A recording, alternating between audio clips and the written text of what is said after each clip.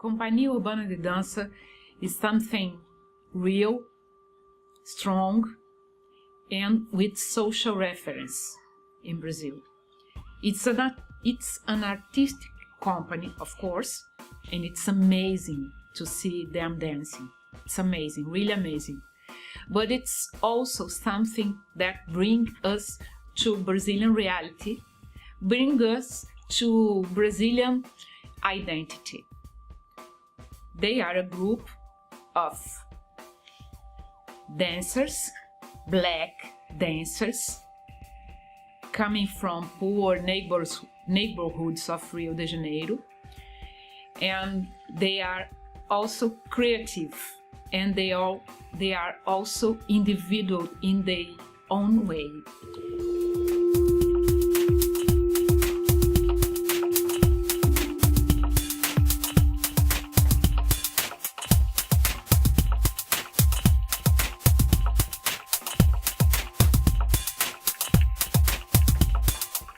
My name is Sonia Destri and I run this company. And this company is Companhia Urbana de Dança. We are from Rio, Brazil. And before we start talking, I'm going to introduce my dancers. Feijão. Hi. Johnny. Thiago Souza.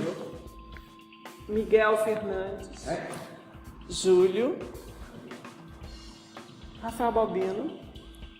And Jéssica Nascimento.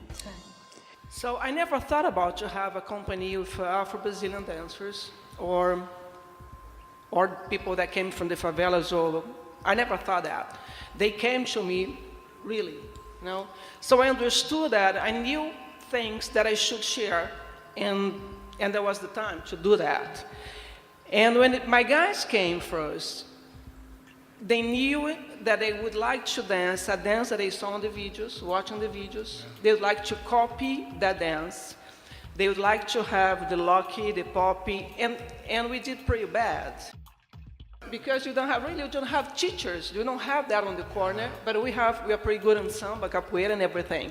So I had to make them understand that we should do everything we want if you could sign this. Personalize, how say that? Could you like bring to me? So if this dance belongs to me, I can dance that. So today they can do everything they want, the lock, the pop, but they had to sign, this is my own lock, this is my own break dance. So you can fit everywhere. You can be good, right?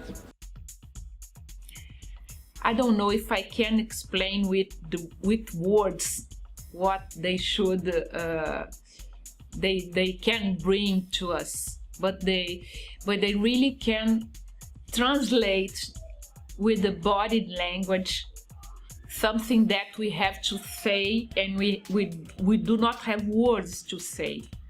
They say with their bodies, with their movements. Companhia Urbana de Dança is also a company that brings Rio de Janeiro slums, Rio de Janeiro poor neighborhoods to the scene without claiming for pity. They don't ask for pity, they ask for admiration. They ask for our commitment to an artistic and strong world of dance and also happiness. I am talking about happiness. At the same time, I talk about poverty and violence, all those things that the dancer had to face in their days, in their daily life. Yes, I'm talking about happiness. I'm talking about something that you feel inside, inside hope that they bring with their dance. They gave us something to think about, many things to think about. They don't give us something that is already done. They give us questions to think about. And these questions made us like feel like we carry something warm inside after seeing Companhia Urbana de Dança.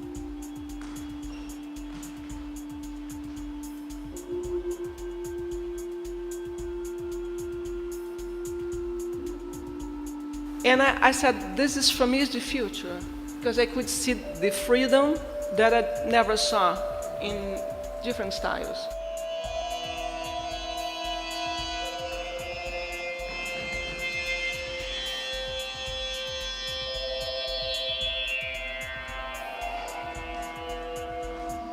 But the identity is something that from the beginning I would like them to understand belongs to them. So, as Feijão said, to God the identity, understand what my identity is and how powerful it is when you realize that you have this. So this can change so many things. This can change when the police stop you on the street. This can change when the cab doesn't stop for you to take a cab, or your neighbor just look at you like in a cross eyes. So this is changing everything because you already know who you are. So I think that the company gave them this because also gave me too this, like gave me also as well this kind of fighting for identity, fight for a place. As we say here, fight to have a name and a family name, and be proud of this. So people used to say, what do you do for a living? Oh, I'm a dancer. Oh, okay, how your day job? I'm a dancer. Yes, but I know I got it. I understand. But what do you do for a living? So we dance. We work like 6 hours a day. Now we're working less because the budget is low. But we work like 5-6 hours a day, and we work like from Monday to Friday, and you have a trip or something very, very important goes to Sunday too, as well. So we work like a professional, and we are a dance company and supposed to have a salary or support as a professional dance company. So it's a kind of a schizophrenic kind of living. But welcome to the club. Know how to be honest with this art that happens on the street and gotta put on stage. So I messed up a lot in the beginning. So after really, because it's different, right? And they have to respect people. They are building this on the street. So because that time didn't have hip hop in Rio. Yeah. Really, it was hip what? It comes from really. You didn't have that. This is interesting for you guys because you didn't have that. No. So we start thinking, and also because I said we did this pretty bad, for me it was easy when I decided to make my own way of express this dance with my dancers. So after that, we just named ourselves dance company instead of a hip-hop dance company. Because if you see what I'm doing now, I say, oh, you're not doing hip-hop. I'm doing because I'm not changing the body that came from the hip-hop. So that body gonna see on stage belongs to them. So it's not. So I don't have dancers with the same size. I don't have dancers with the same style. I don't have. They move completely different, even when they dance together. So this is what I want. Identity. They have to bring what they really are on stage. I know them from the beginning of the Companhia Urbana de Dança. When I saw them the first time at a rehearsal, I'm not a person used to see dance spectacles, dance presentations. But when I saw them at the first time, a quite long time ago, I was so impressed that I could not leave them. And there is many people like me. And they gave me not just a a moment of a beautiful dance presentation before. They gave me also something that I use in my work, that I use to think about Brazilian identity, that I can carry with me in my professional and my personal life. So I think that's this work that they have been rehearsed. So the name is 5 Passos para não cair no abismo. The names in English, I think there's going to be like 5 steps not to fall into the abyss. So we decided to create this piece because last year was a very, very hard year. I think just not for us, for everybody in the world, but particularly here. And we thought we were going to stop. So we did that thing because we talk every day. We have a conversation every day. We try to understand things. Doesn't matter if it's for today or tomorrow or for next semester, but we also try to understand the environment, the things, the people, and the festivals, and the curator, the presenters, life, you know. So we are always talking about things.